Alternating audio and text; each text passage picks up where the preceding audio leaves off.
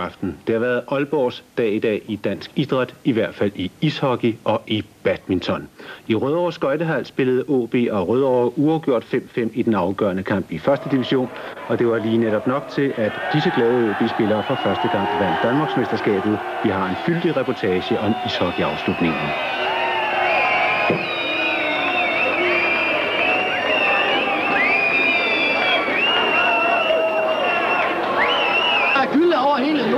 I det andet hjørne af hovedstaden gik det danske mesterskab i holdbadminton for første gang til en klub uden for det store københavnske område, og det var også idrætsfolk fra Aalborg, der sørgede for det, nemlig disse badmintonspillere fra Triton. Og det bliver naturligvis reportagerne fra de to begivenheder, der kommer til at præge den næste halve time, men vi tager dem også med til den kamp i kvindernes første division i håndbold, der kunne afgøre, hvor mesterskabet skulle havne.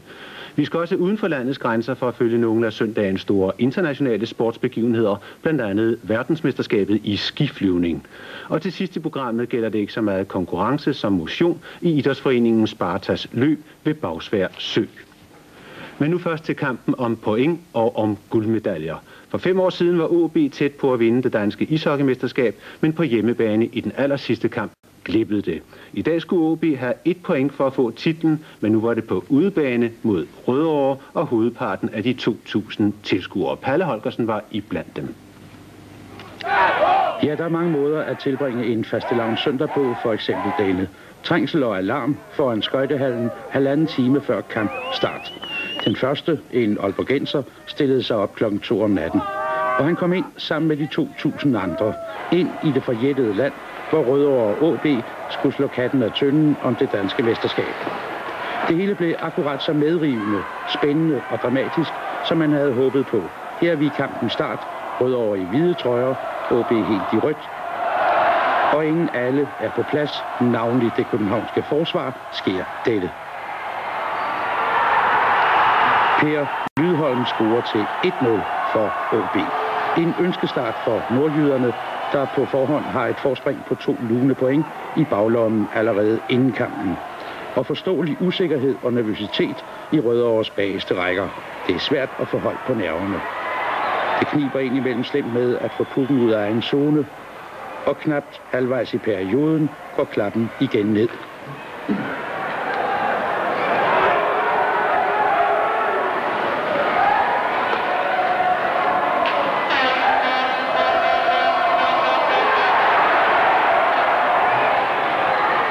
Carsten V. Petersen til Per Lydholm. 2-0 til OB, og på ny efter dårlig københavnsk forsvarsspil. Der var der en og anden på de tæt besatte tilskuerpladser, der blev lidt langt i fastelavnsmasken. Skulle det gå så let for aalborgenserne. Men der er lys forude for hjemmeholdet. Her mangler der knap 2 minutter af perioden.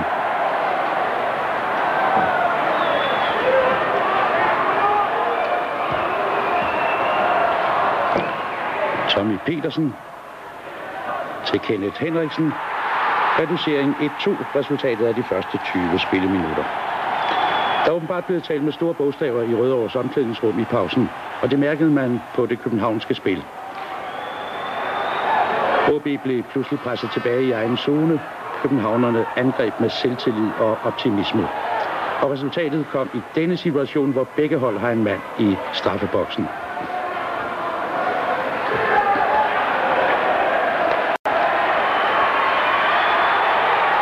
Kenneth Henriksen 2-2. Men OB havde vilje til at komme tilbage i kampen.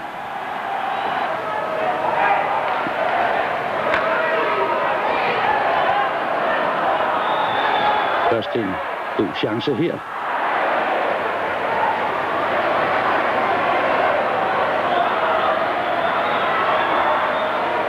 Og så face-off foran Rødovres mål, der mangler godt 4 minutter af perioden. Og Per Lydholm kan score sit 3. mål i træk for OB til føring 3-2. Rødovre havde ellers de fleste og de farligste chancer, men savnede held.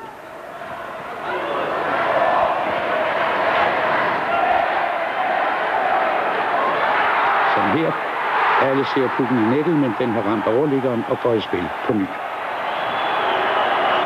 Tredje periode, der er kun spillet godt 1 minut. OB i angreb. Chris Kollevold, og så nordjyderne pludselig foran 4-2. Ja, der troede vi selv den mest fanatiske Rødovre-tilhænger, at slaget var tabt. Men nej. I denne situation har OB Jørgen Johansen i straffeboks. Rødovre holder pucken i spil foran nordjydernes mål.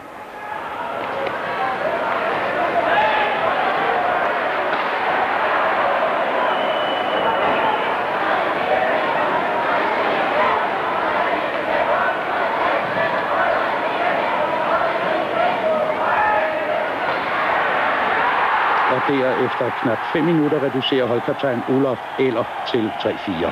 Og så var Rødovre pludselig med i kampen.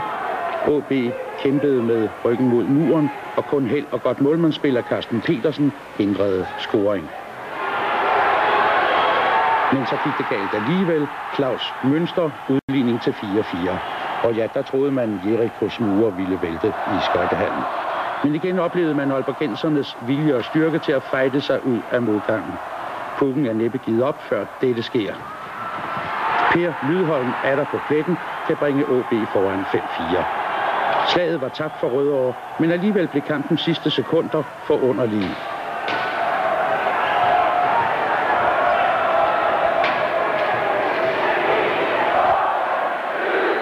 OB's tilhængere tæller ned. Det går lidt for hurtigt i forhold til klokken.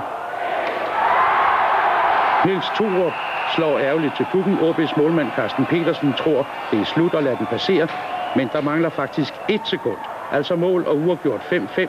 Men det har ingen betydning. OB er dansk mester i ishockey.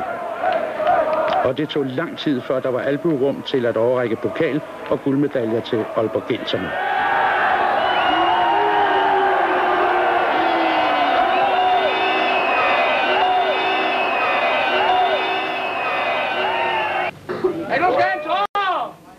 Og festlighederne fortsatte naturligvis i omklædningsrummet. Kom så, kasseren! Nu er der penge i kassen! Også borgmester Marius Andersen må indenfor for at sige tillykke. Hvordan var det? Var det med nerverne uden på trøjerne, I gik på banen? Nej, det var det faktisk ikke. Jeg var lidt overrasket over, hvordan holdet de faktisk tog det. Jeg regnede med, at der var store nerver på. Det tror jeg ikke i virkeligheden ikke, det var. Jeg følte ligesom om, at det var Rødovre, der faktisk havde nerverne på, ude på trøjen. Og det viste første periode også. Spiller I så godt, som I kan i dag? Jeg ved ikke, altså, hvornår man spiller bedst. Vi fik guld i dag, så vi spillede, som vi var tilfredse i dag. Altså. Et dansk mesterskab til Aalborg i ishockey. Tillykke med det, Marius Andersen. Mange tak skal du have. Det er jo altså en af de gaver, der ikke skal opføres på Sellenkøb. Det er det, ja. Hvordan oplevede du kampen? Ja, jeg oplevede selvfølgelig kampen med den store spænding, som, skal vi sige, hele hallen har gjort, ikke? Det var jo så spændende, som jeg synes, det kunne være. Og så er det klart, at nu er der ikke noget hemmelighed, at jeg glæder mig hver gang, der er et af vores hold, lige meget hvad idrætsgren der er med i spidsen. Og det er dobbelt glædeligt i dag, i det vi ud over det første danske mesterskab i ishockey, så har jeg lige fået meddelelse om, at Triton, som det første hold i provinsen, er blevet dansmester i badminton, og det er klart, det kommer for Aalborg, og det er vores. Så vi har en dobbelt glæde ved at være herovre i dag, og vi glæder os til at skal hjem og feste på alle mulige måder, i det at der er, som du sagde før, det her med gaverne, så synes jeg selv, at det er en stor og dejlig gave, at vores friske idrætsfolk også er med, når at lægge spidsen med at bruge byens slogan, Aalborg viser vej.